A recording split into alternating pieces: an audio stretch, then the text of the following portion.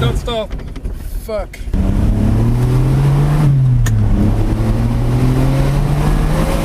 This is it, guys. This is the big boy car, a Jaguar XJ220. What's going on, everybody? Welcome back to another video. I'm super excited to be out here in Beverly Hills today with a very special car. I'm doing some really cool things. Oh, and I gotta move. 1 second. I gotta move the car that I got for the day. This is a 575 Maranello. That was great timing. Thanks, bro.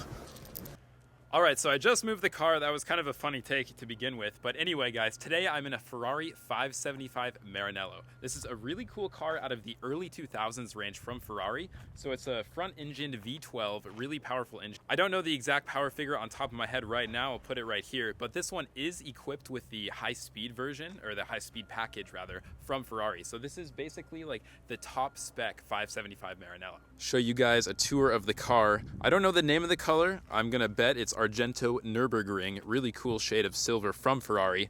It's got special edition wheels as well. But the cool part, guys, is in the interior. Pretty cool on the interior, guys. We have a full roll cage that's wrapped in leather and stitched, contrasting like the rest of the car. So only Ferrari would do something like super cool like that. We've also got a nice leather luggage set right back there. So very high-end spec on this. And of course, the most important part, gated manual 6-speed. Now, I must admit, I don't know much about these early 2000s Ferraris as much as I do more the recent cars, but I do know that this is like the highest end V12 that Ferrari made for that period of time. And this one in particular is equipped with the high speed package. So top speed is well into the 200 range on, I think this is an 04, 05, maybe a bit later.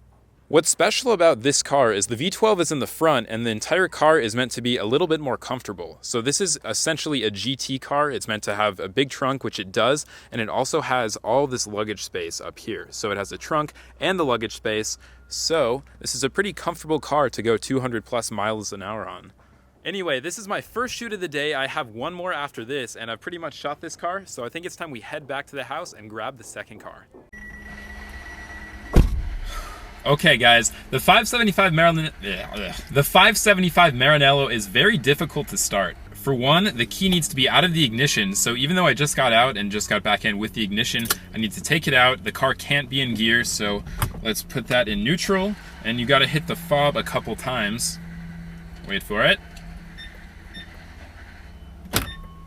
There we go. Oh wait, no, it's locked. Hold on.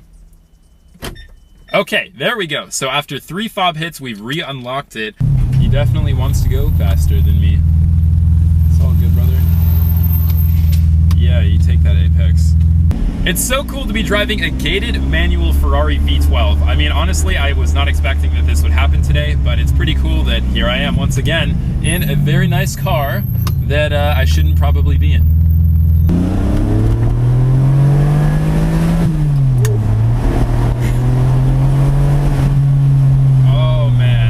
So, and we only went up to 45 miles an hour there, guys. What an experience. Like, gated manual cars like this are seriously going to go up in value.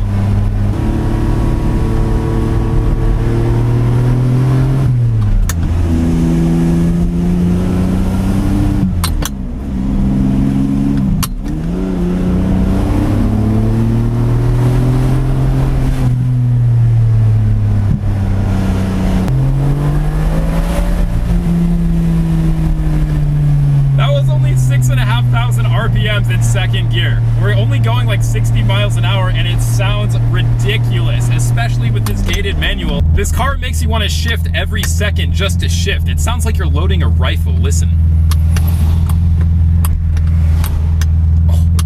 Oh, now I gotta go.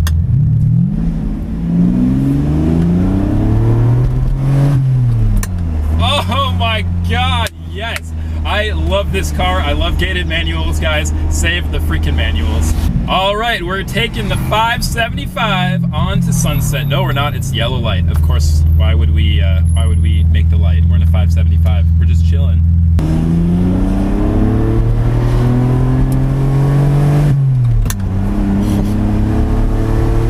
Do you hear that? I'm loading up the Ferrari rifle right now. Oh my goodness gracious.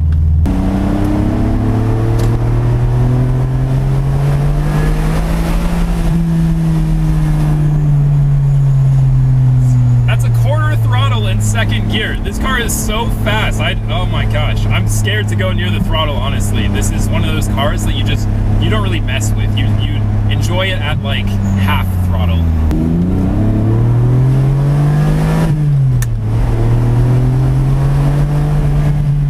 Wow, this V12 makes some great noises.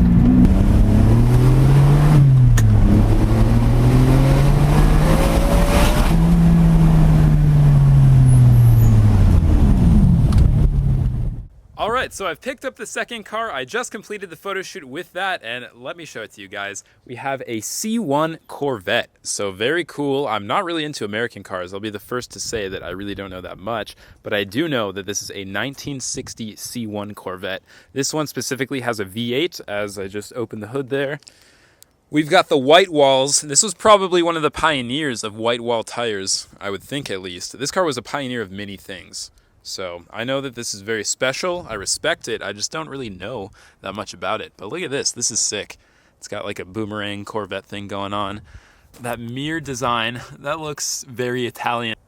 All red with like this off-white. I think this is ivory, so kind of like a yellowish white. Pretty nice color. We've got the chrome that wraps around the whole thing. I love how the paint comes right through the middle of the car there. So that's pretty cool. It's like one line there. So I just completed the shoot with this car. It's time to go back to Phillip's house and drive this thing back. So wish me luck, guys. This car is very complicated to drive. I've never really driven anything like it. So it's gonna be kind of fun going back to Phillip's. Come on, baby. Yes, she's alive. We've got the V8. All right, let's reverse down this hill. At least visibility is good in this car. Just look anywhere you want. Ah, don't stall. Fuck. We're good, we're good. Jesus Christ. First impressions of the C1. For one, I love the visibility. It's literally, it feels like I'm driving a go-kart right now with a little windscreen right here. So, that's awesome. Second thing, steering wheel is freaking massive, dude. Like, I don't know why old school cars have huge steering wheels. I guess it was of the period. But man, this car would benefit so much more with a slightly smaller steering wheel. But I get it's not period correct. So the C1 Corvette was originally designed to have a V6, which at the time I guess was okay, but then they revolutionized, and that's kind of when the V8 came out. So the later models and the more sporty models got various sizes V8. This one has the largest size, which I think is a 5.4 liter V8 if I'm correct. It's kind of crazy to think that we're on the C7 Corvette already. Like, that's kind of the car that I know the most because it's the most relevant in my life every single day. This is the new C7. But this is where it all started in the C1. And man, it's been a long time. I feel like such an American right now, driving a C1 in Beverly Hills. Let's go, man. 21 years old. This is fun. Woo! Take it up a bit. Nice. This shifter feels just as good as that 575 Maranello. I'm telling you, these cars, these old gated gearboxes are so fun to drive. They're not the fastest, but the whole experience, it feels so precise and engaged. It's just, you know, that's what it's about. Oh man, where's my classic music when I need it, right? I feel like I'm gonna pop on down to Beverly Hills and buy a suit, perhaps. Oh man, guys, the suspension is so rough. There's things shaking everywhere. Oh, the front of the car is going, like, the whole car is going back and forth. Man, this is a very stiff suspension indeed. Very go-kart-like. Power!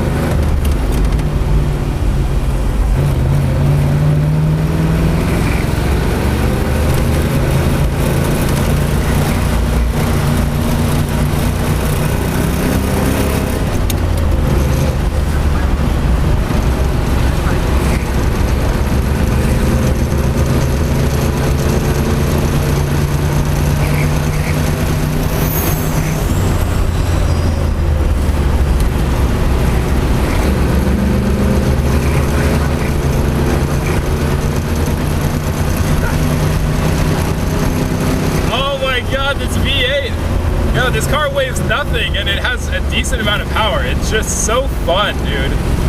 Oh, wow. Ah, fuck.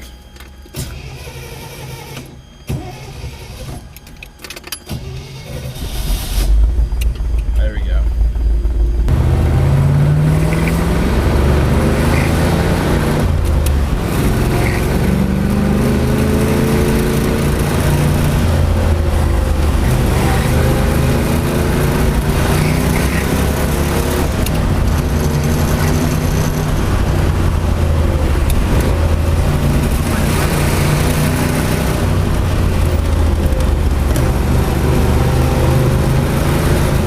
There's no bucket seats, and there's like just an airplane style seatbelt, so you just slide around all over the place. It's kind of fun, but you're like holding onto the wheel too.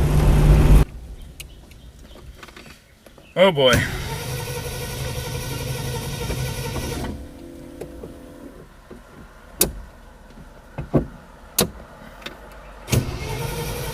Come on, start. Oh, it almost started. There, oh.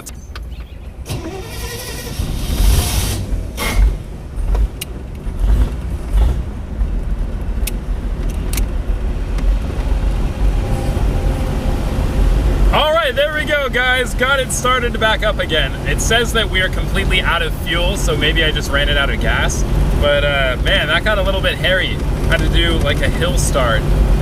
Good thing we're like 0.1 miles away from Phillip's house, so I'm just gonna take it right back to where it belongs.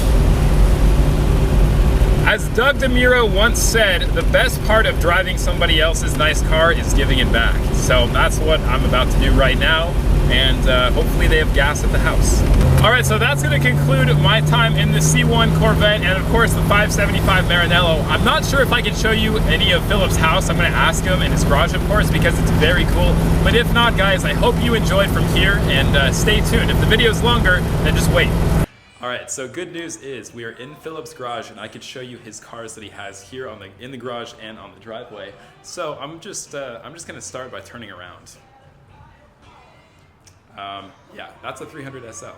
So we've got a really nice seafoam green color 300 SL. This is one of the nicest 300 SLs I've ever seen. It has the centerpiece painted same as the body color, and check out the interior. It's all seafoam green. I don't know how well you guys can see that, but yeah, very nice. This is it, guys. This is the big boy car, a Jaguar XJ220.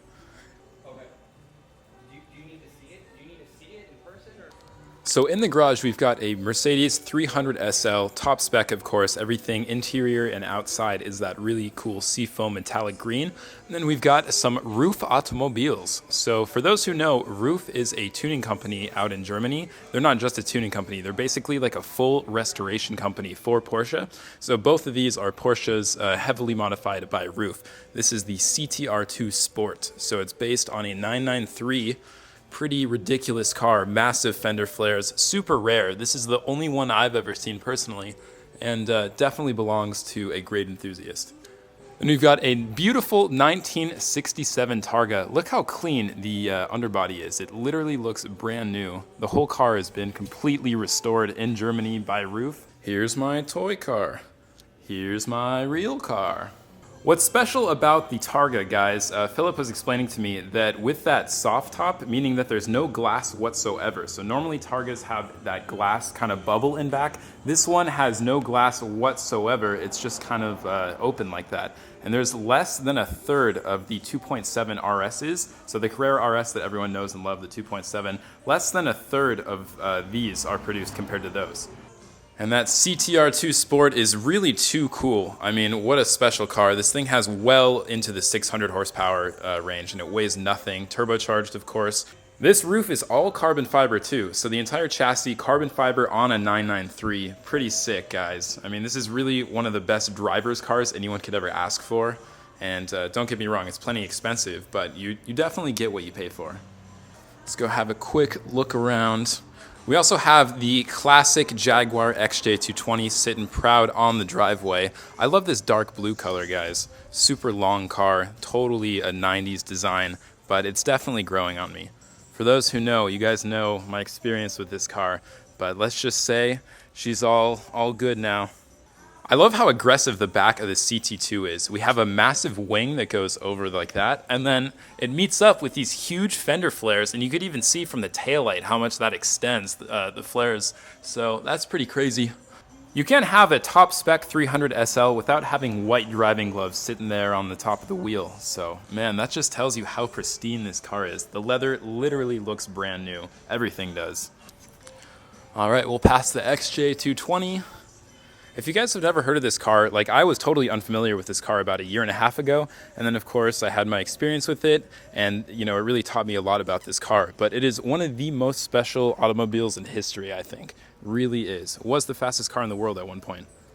And of course we've got the classic 190 SL, not quite the big boy 300 SL, because that one gets the garage space, but this is more the around town car. It's got a couple different colors on the inside, like an ivory, brown, and then just black. But this is very classic. You really can't go wrong in California. And then the good old daily driver, British Racing Green Bentley. So this is pretty boss, guys. This color is a paint to sample color, meaning that you have to pay a lot of money for a very specific color to your car only. But mad respect. This thing is very cool.